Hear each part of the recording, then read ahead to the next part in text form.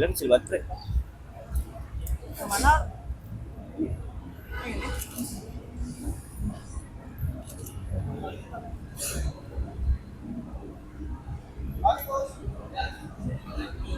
Gus.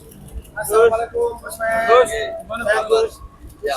Ini audiensi biasa tuh. Ya, audiensi saya lengkap dan saya memang meminta waktu untuk bisa melakukan silaturahmi, konsultasi, meminta nasihat dan sekaligus menyampaikan perkembangan pengadaan barang dan jasa di Kementerian Sosial. Saya datang lengkap bersama Pak Wamen beserta Sekjen, seluruh Dirjen dan juga para kepala biro atau direktur yang memiliki tanggung jawab terhadap pelaksanaan pengadaan barang dan jasa. Pertemuan hari ini apa yang disiapkan? Tidak ada persiapan secara khusus, tapi kami akan menyampaikan semua hal yang terkait dengan pengadaan barang dan jasa di lingkungan Kementerian Sosial. Sekaligus kami minta nasihat, minta masukan, minta kritik, minta saran, karena kebetulan kita juga sedang memulai pelaksanaan pengadaan pada tahun 2026. Kita ingin program strategis Bapak Presiden, khususnya penyelenggaraan sekolah rakyat, tidak dikotori oleh praktek-praktek korupsi. Oleh karena itu, kami sejak awal sudah menyatakan terbuka dan menyampaikan segala hal yang telah kami lakukan kepada publik maupun kepada lembaga-lembaga pemeriksa seperti BPK atau BPKP, ya, dan juga lembaga-lembaga non pemerintah untuk bisa ikut mengawasi dan ikut mengawal pelaksanaan pengadaan barang di lingkungan Kementerian Sosial. Nah, nanti kita coba nasihatnya seperti apa, pasti kami akan tindak lanjuti. Saya kira itu dulu ya. Perseroan mencatatkan pendapatan sebesar 20,16 triliun rupiah, melonjak 196,96% dibandingkan dengan 6,78 triliun rupiah pada periode yang sama tahun lalu.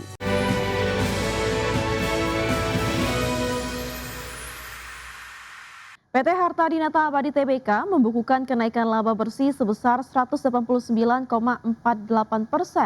menjadi 433,49 miliar rupiah pada kuartal 1 2026. Ya, bertemunya laba bersih seiring dengan kenaikan pendapatan yang diborong oleh lonjakan harga emas global dan penguatan volume penjualan. PT Harta Dinata Abadi Tbk mampu mencatat kenaikan laba bersih 189,48% menjadi 433,49 miliar rupiah pada kuartal 1 2026 seiring dengan lonjakan harga emas global dan penguatan volume penjualan. Perseroan mencatatkan pendapatan sebesar 20,16 triliun rupiah, melonjak 196,96% dibandingkan dengan 6,78 triliun rupiah pada periode yang sama tahun lalu. Kinerja tersebut ditopang oleh kenaikan volume penjualan emas murni sebesar 75,18% secara tahunan menjadi 7,83 ton. Di sisi lain, harga jual rata-rata atau average selling price emas meningkat 71,01% menjadi 2,56 juta rupiah per gram. Adapun segmen grosir masih menjadi penopang utama bisnis perseroan dengan kontribusi 90,60% terhadap total pendapatan. Kontribusi itu termasuk penjualan kepada institusi keuangan Balion Bank dan sejumlah perbankan syariah. Sementara itu, segmen retail menyumbang 9,13% dan gadai sebesar 0,26%. Direktur Utama PT Harta Dinata Abadi Tbk, Sandra Sunanto mengatakan, perseroan memulai tahun 2026 dengan capaian yang solid di tengah tren penguatan harga emas global.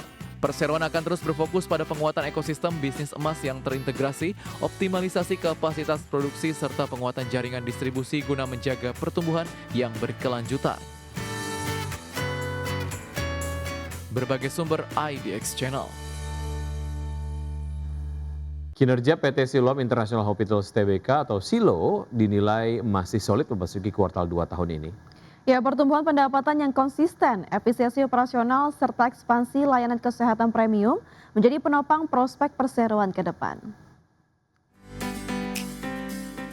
PT Siloam International Hospitals Tbk mencatatkan pendapatan sebesar 2,55 triliun rupiah pada kuartal pertama 2026, tumbuh 8,4% secara tahunan.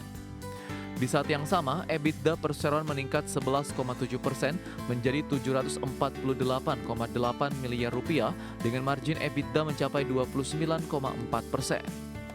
Kisi Sekuritas menilai pertumbuhan EBITDA yang lebih tinggi dari pendapatan menunjukkan efisiensi operasional Silo semakin membaik. Untuk mendorong pertumbuhan jangka menengah, Silo terus mengembangkan layanan kesehatan premium seperti Siloam Medical Concierge dan layanan bedah robotik. Ekspansi ini difokuskan untuk memperkuat penetrasi pasar terutama di wilayah Indonesia Timur. Menurut Kisi Sekuritas, strategi tersebut berpotensi meningkatkan average revenue per user atau ARPU pasien, sekaligus menekan jumlah masyarakat Indonesia yang memilih berobat ke luar negeri. Dari sisi profitabilitas, margin laba bersih Silo yang mencapai 11,5% diperkirakan masih dapat dipertahankan pada kuartal 2 tahun 2026.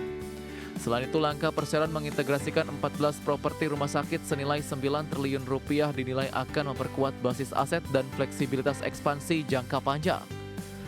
Dengan berbagai katalis positif tersebut, Kisi Sekuritas merekomendasikan buy untuk saham Silo dengan target harga Rp3.200 per saham. Berbagai sumber IDX Channel.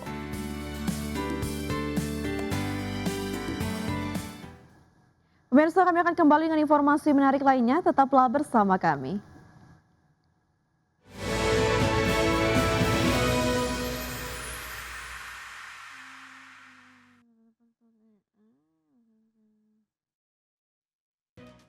Ya, lebih dari 400 emiten di Bursa Efek Indonesia belum memenuhi ketentuan free float minimal 15%. Dari jumlah itu terdapat nama besar seperti PT Barito Renewables Tbk, PT Bank Syariah Indonesia Tbk, PT HM Sampurna Tbk, dan PT Pantai Indah Kapuk II Tbk. Berdasarkan data terbaru Bursa Efek Indonesia, sebanyak 560 emiten atau sekitar 59% dari total 965 perusahaan tercatat telah memenuhi ketentuan free float minimal 15%. Meski demikian, bursa masih memberikan masa transisi bagi emiten yang belum memenuhi ketentuan tersebut. Bagi emiten dengan free float di bawah 15%, Bursa Efek Indonesia mewajibkan pemenuhan minimal free float sebesar 12,5% paling lambat 31 Maret 2027 dan meningkat menjadi 15% pada 31 Maret 2028. Sementara itu, emiten yang saat ini memiliki free float di kisaran 12,5% hingga 15% diwajibkan memenuhi ketentuan minimal 15% pada 31 Maret 2027. Ketentuan ini berlaku untuk emiten dengan kapitalisasi pasar minimal 5 triliun rupiah. Sedangkan emiten dengan kapitalisasi pasar di bawah 5 triliun rupiah memperoleh relaksasi hingga 31 Maret 2029 untuk memenuhi ketentuan free float minimal 15%.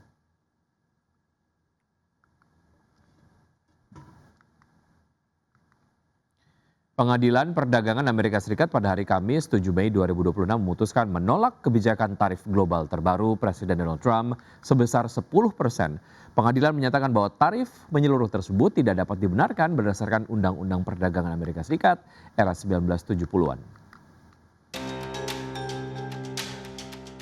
Pengadilan Perdagangan Amerika Serikat pada Kamis 7 Mei 2026 memutuskan menolak kebijakan tarif global terbaru Presiden Donald Trump sebesar 10%.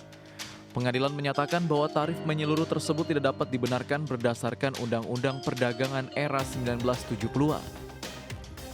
Pengadilan Perdagangan Internasional Amerika Serikat memenangkan gugatan sejumlah pelaku usaha kecil yang menantang kebijakan tarif tersebut yang mulai berlaku pada 24 Februari lalu. Putusan pengadilan ditetapkan dengan suara 2-1. Salah satu hakim menyatakan masih terlalu dini untuk memberikan kemenangan kepada pihak penggugat.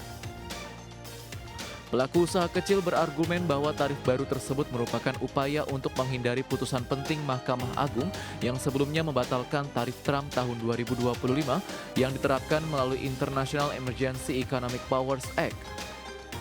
Dalam perintah yang dikeluarkan Februari lalu, Trump menggunakan Section 122 dari Trade Act 1974 yang memungkinkan penerapan tarif hingga 150 hari guna memperbaiki defisit neraca pembayaran yang serius atau mencegah pelemahan tajam dolar Amerika Serikat. Namun pengadilan menilai aturan tersebut tidak tepat digunakan untuk menangani jenis defisit perdagangan yang dijadikan alasan oleh Trump. Berbagai sumber IDX Channel. Selanjutnya, pemirsa kita ke bursa global, di mana bursa ekuitas Wall Street melemah pada perdagangan di hari Kamis setelah Intel dan saham semikonduktor lainnya terkoreksi dari rally sebelumnya. Sementara ketidakpastian seputar pembicaraan damai Amerika Serikat dan Iran turut membebani sentimen pasar secara luas. Pada penutupan perdagangan di hari Kamis, S&P 500 ditutup turun 0,38% ke level 7.337, kemudian Nasdaq Composite yang melemah 0,13% ke level 25.806, dan Dow Jones Industrial Average yang terkoreksi 0,63% ke level 49.596. Sementara itu bursa ekuitas Eropa berakhir di zona merah setelah mencatat rally tajam sehari sebelumnya. Maksud kami pelaku pasar mulai mengevaluasi perkembangan menuju kesepakatan damai antara Amerika Serikat dan Iran yang memicu penurunan tajam harga minyak dunia, dan indeks Stoxx 600 ditutup turun 1,1% ke level 616,42. DAX Jerman menyusut 1,02% ke level 24.663. FTSE 100 Inggris turun 1,55% ke posisi 10.276.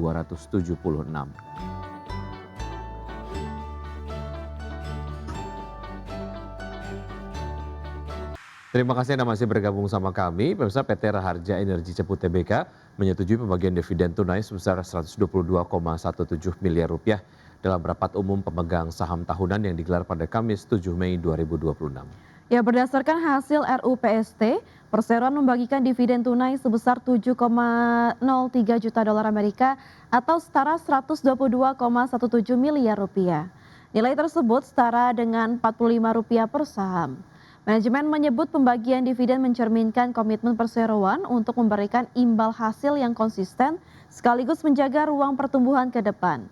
Sebagai catatan, sepanjang 2025 lalu perseroan membukukan laba bersih sebesar 15,2 juta dolar Amerika atau tumbuh 8,9% dibandingkan tahun sebelumnya.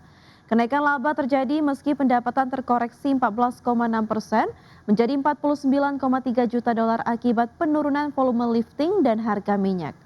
Perseroan mencatat efisiensi biaya menjadi salah satu penopang utama kinerja di tahun lalu.